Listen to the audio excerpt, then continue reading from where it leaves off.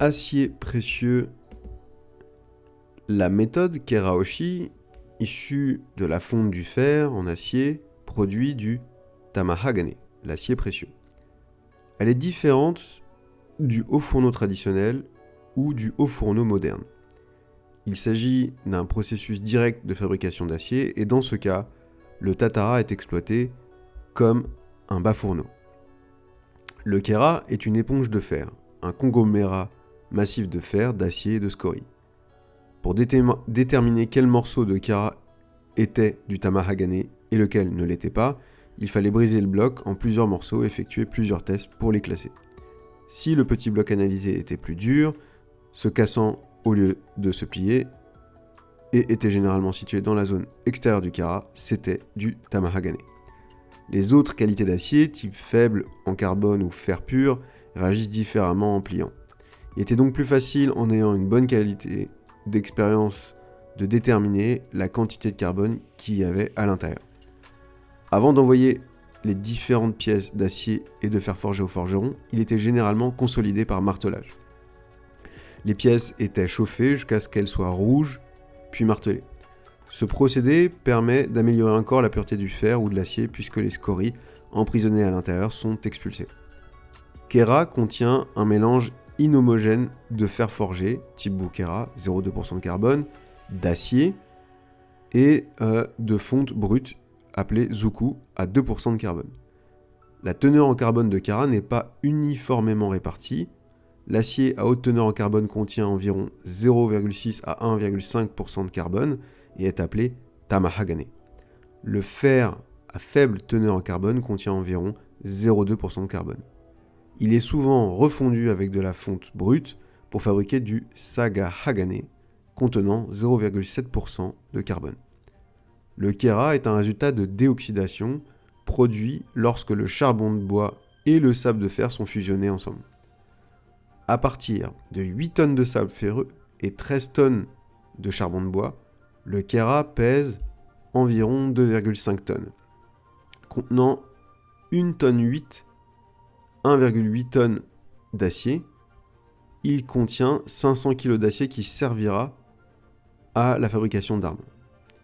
Seulement 180 kg d'acier à haute teneur en carbone sera utile pour la fabrication de sabres.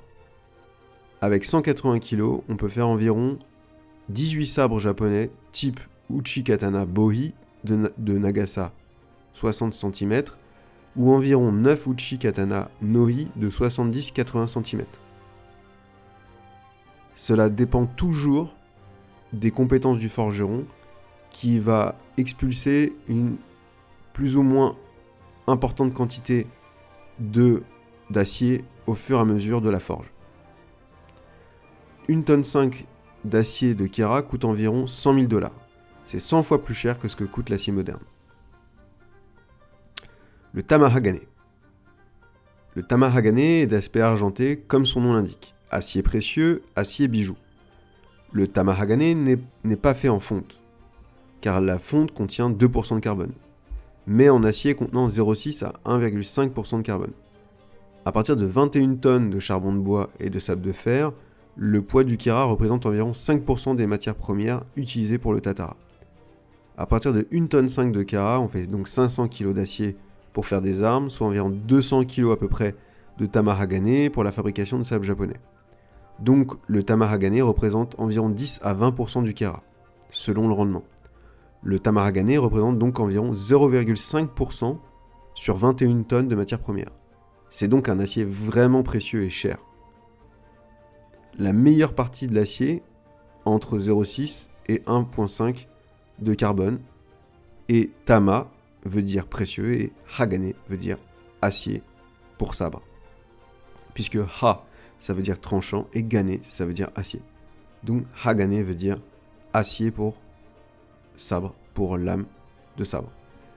Les forgerons conservent cet acier précieux et le nettoieront avec des travaux de forge. Bien que le nom tamahagane n'ait pris racine qu'au milieu de la période Meiji, 1866-1912, l'existence d'un acier de haute qualité appelé shirahagane, acier blanc, considéré comme équivalent au tamahagane, a été confirmé au cours de la période Tenmon, 1532 à 1554. Le tamahagane est apprécié depuis la période Edo, 1603-1867, comme un excellent acier pouvant être utilisé comme hagane, métal de lame. Simplement le forgeant, en raison de sa teneur extrêmement faible en impureté et de la qualité uniforme du matériau. Le nom tamahagane existait dès la fin de la période Edo, 1603-1867.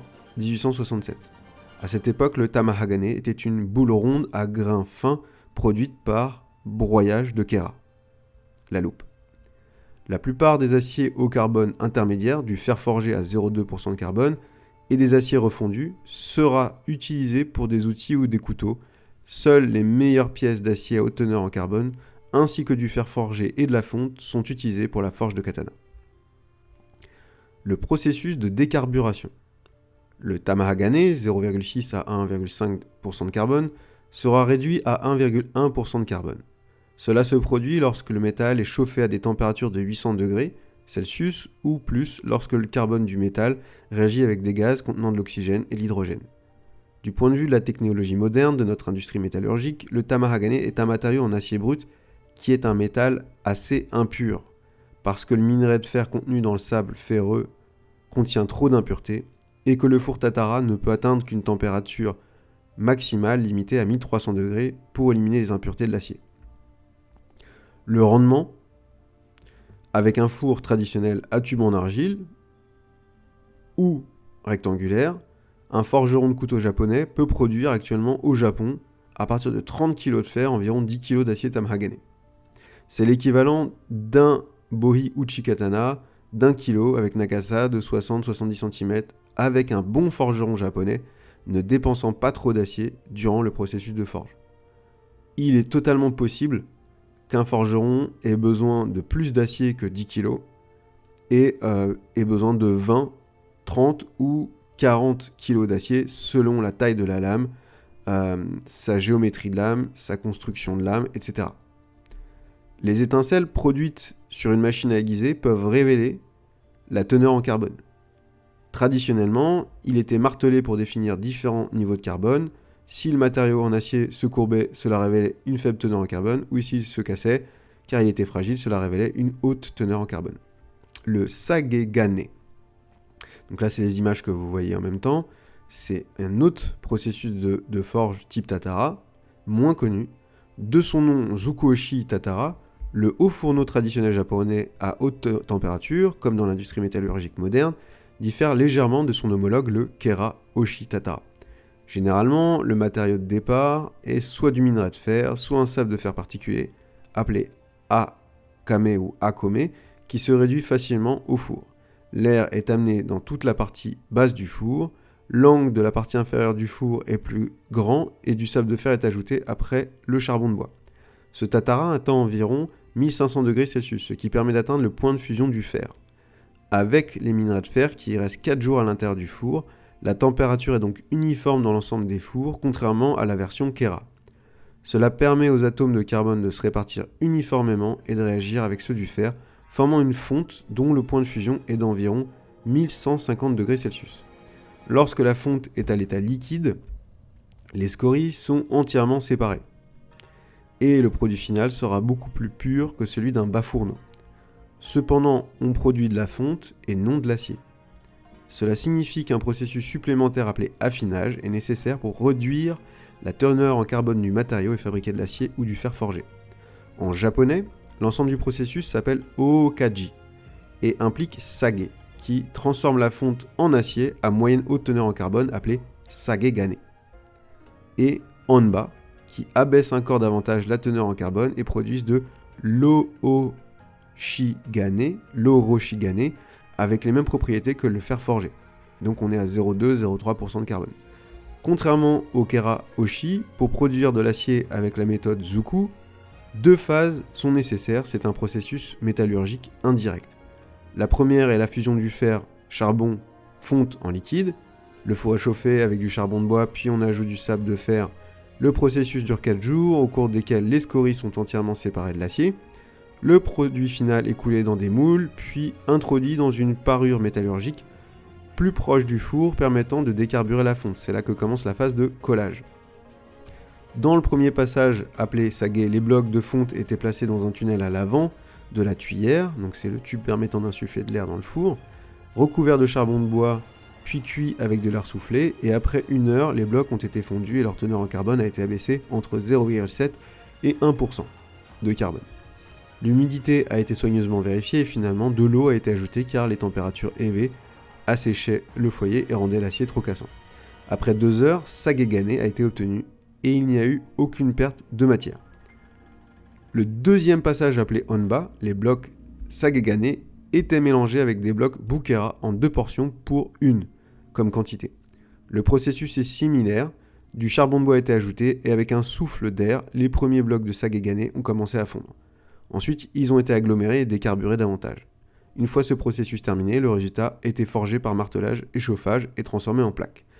Dans ce cas, il y avait une perte de matière de 30 à 40% et la teneur finale en carbone était d'environ 0,1%, donc c'est du fer forgé. La méthode Zuku-Oshi, qui s'est établie depuis la période Kamakura, 1192 à 1333, non seulement était plus ancienne que la méthode Keraoshi, qui remontait à l'ère Tenbun, mais elles étaient encore plus utilisées dans tout le Japon.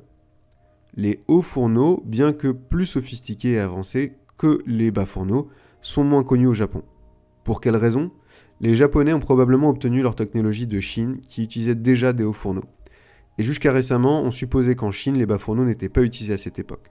Cette thèse a été réfutée par des preuves récentes, mais les hauts fourneaux restent la principale source d'acier et de fer dans la Chine ancienne. Bien que l'on suppose que les 2 méthodes Tatara ont commencé à être pratiquées dès le 6e siècle au Japon, le Zuku-Oshi était celui le plus utilisé notamment à l'époque Edo.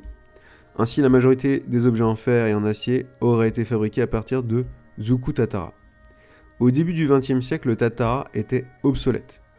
Les hauts fourneaux modernes de style occidental étaient incroyablement meilleurs que ces fonderies d'argile anciennes et traditionnelles.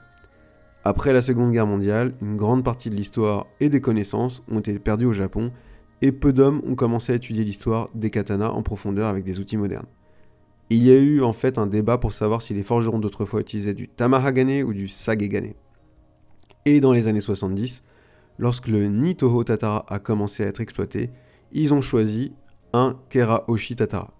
L'accent mis sur cette méthode est probablement exprimé par le fait que le bas fourneau Tatara pourrait avoir été une forme de développement type indigène japonais et est assez unique dans le sens où il utilise du sable de fer au lieu de minerai de fer. C'est de là qu'est venue l'inflation du tamahagane. En dehors de cela, le Keraoshi Tatara n'est qu'un fourneau sans rien de vraiment spécial et le tamahagane n'est qu'une éponge de fer à haute teneur en carbone d'un point de vue purement métallurgique. Cependant, il existe encore des historiens et forgerons modernes comme Manabe Sumihara qui soulignent l'importance du Zuku-Oshi Tatara. Et il existe toujours des forgerons utilisant de la fonte décarburée pour fabriquer des lames de sabre japonais. Alors, quelle est la différence entre le sagegane et le tamahagane ? Le sagegane peut être fabriqué avec la même quantité de carbone que le tamahagane, ce qui dans les 2 cas ne convient pas pour les sabres ou armures. En fait, la teneur en carbone doit être abaissée pendant le processus de forge et des analyses modernes ont montré que la teneur en carbone du tranchant de l'épée n'a jamais dépassé 0,8% de carbone entre la période Heian et la période Edo. Les 2 méthodes contenaient des aciers encore assez hétérogènes, répartition du carbone dans l'acier, en raison de la technologie utilisée. L'une des principales différences entre les 2 méthodes réside dans la quantité d'inclusion non métallique ou de scories. Les sabres fabriqués dans le bas fourneau contiennent toujours des scories piégées provenant du processus d'extraction. Puisque le fer ne se liquéfie pas, il reste des scories métallurgiques ainsi que les scories introduites lors du processus de forge. D'un autre côté, les sabres fabriqués en fonte raffinée ne contiennent que des scories de forge, ce qui veut dire que sagegane est plus pur et meilleur que le tamahagane, même si c'est une petite quantité d'impuretés qui diffère entre les 2 méthodes. Cela est également vrai pour l'ensemble de la production des 2 Tatara comparés, la méthode Zuku-Oshi a produit un acier final de meilleure qualité. Il est cependant juste de souligner que dans un monde pré-industriel, des scories auraient toujours été présentes à l'intérieur des objets métalliques, que ce soit en Europe ou au Japon. Malgré ses défauts, la méthode de Keraoshi offre d'autres avantages. elle est plus rapide et pouvait produire directement de l'acier à haute et faible teneur en carbone sans entrer dans le processus de décarburation, un atout assez important durant la période Sengoku Jidai où la demande d'objets en fer et en acier était incroyablement élevée. Pour information, la fonte contient moins d'impuretés car son état liquide permet au scorie d'être complètement séparé du fer. Mais sa teneur en carbone le rend trop fragile pour être utilisé comme arme blanche ou armure et nécessite un processus de raffinage supplémentaire. C'est pourquoi cette méthode directe Zuku Tatara n'était pas souhaitée avec la fonte.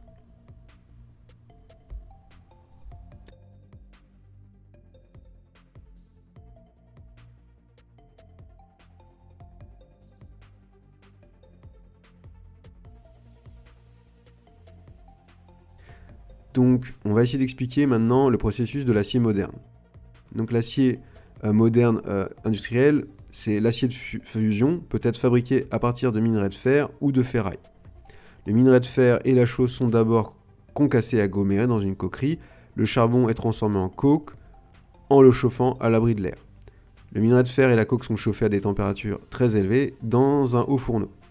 La fonte liquide est obtenue dès la première coulée, les résidus sont éliminés. La fonte qui contient encore beaucoup d'impuretés et de carbone est raffinée par oxydation dans un convertisseur où la majeure partie de ce carbone est brûlée. On obtient de l'acier liquide. L'acier liquide est ensuite envoyé vers une station d'affinage où sa qualité est ajustée par coulée continue, l'acier est façonné. Il est coulé dans des moules sans fond et refroidi pour donner des demi-produits. L'acier peut être obtenu à partir de ferraille également dans des fours électriques où il est fondu par un arc qui surgit entre les électrodes. On va revoir ça en détail concernant le haut fourneau avec la fabrication de l'acier moderne industriel. Donc on part du minerai de fer qui va être transformé en fonte liquide puis en acier liquide. Donc là vous pouvez voir l'industrie sidérurgique et métallurgique moderne. Donc on part du minerai de fer, on va transformer ce minerai de fer en fonte liquide, puis on va le convertir ensuite en acier liquide. Donc, le minerai de fer est préparé dans une usine d'agglomération, puis fondu avec du coke dans un haut fourneau. Du haut fourneau est créée la fonte brute. La fonte passe ensuite dans un convertisseur, on obtient alors de l'acier liquide. Le fer est le principal ingrédient de l'acier, mais il n'existe pas à l'état pur dans la nature. Donc, la sidérurgie, c'est le travail pour obtenir un minerai de fer de qualité. Donc, on parle de minerai de fer qui contient de l'oxyde de fer. Le fer sera séparé du minerai de fer en éliminant l'oxygène et d'autres impuretés.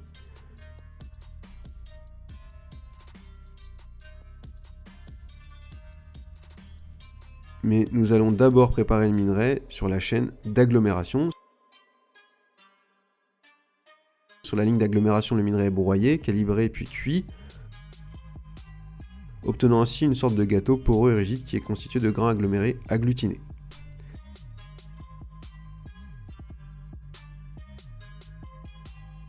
C'est cet agglomérat concassé qu'on va fondre au haut fourneau à très haute température avec du coke.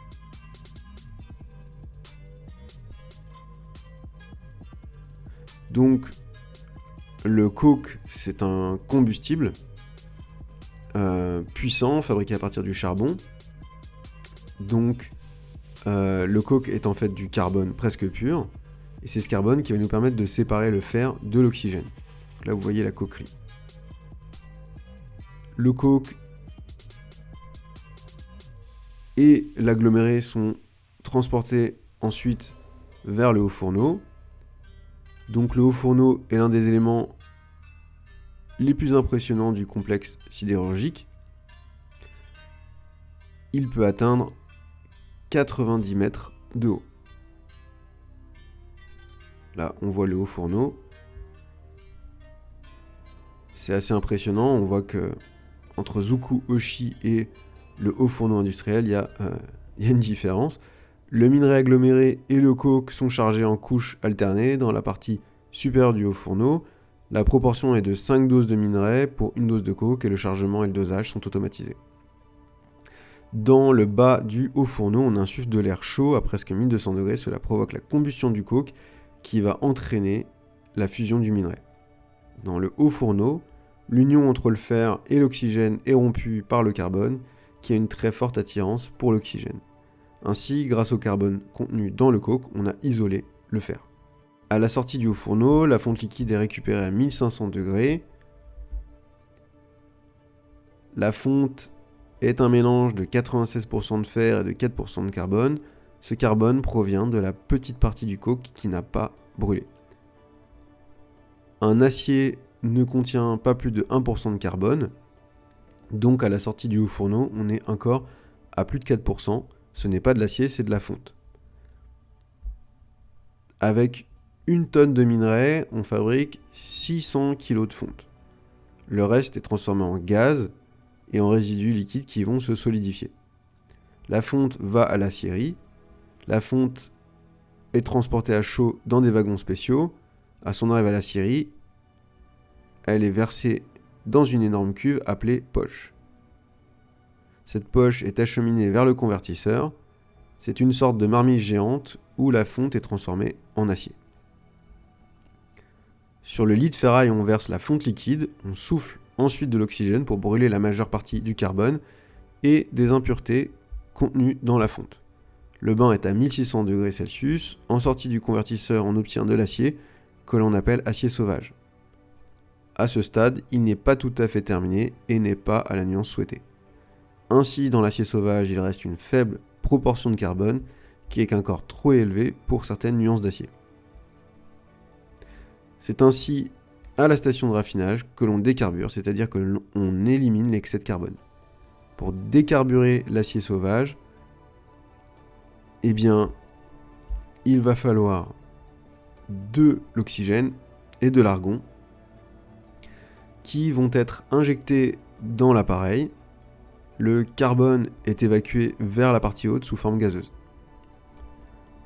Ensuite, on ajoute les composés chimiques correspondant à la nuance commandée. Selon les cas, il peut servir de magnésium, de silicium, de chrome, de nickel ou d'autres éléments.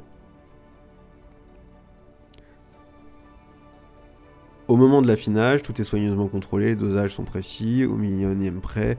De plus, chaque produit possède sa propre carte d'identité qui l'accompagne de la commande jusqu'à la livraison. Ce sont les principales étapes de la filière fonte, tout simplement car il faut passer par la fonte avant de fabriquer l'acier.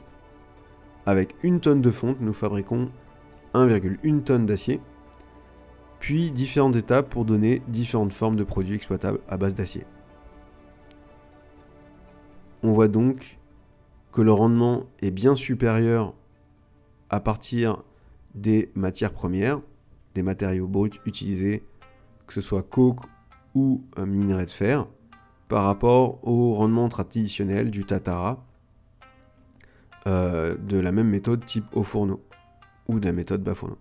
Là, vous pouvez voir les différentes manières de refroidir l'acier et de le faire passer dans des moules et lui donner différentes formes sur ce complexe métallurgique moderne pour ensuite vendre des produits d'acier sous différentes formes à différents clients.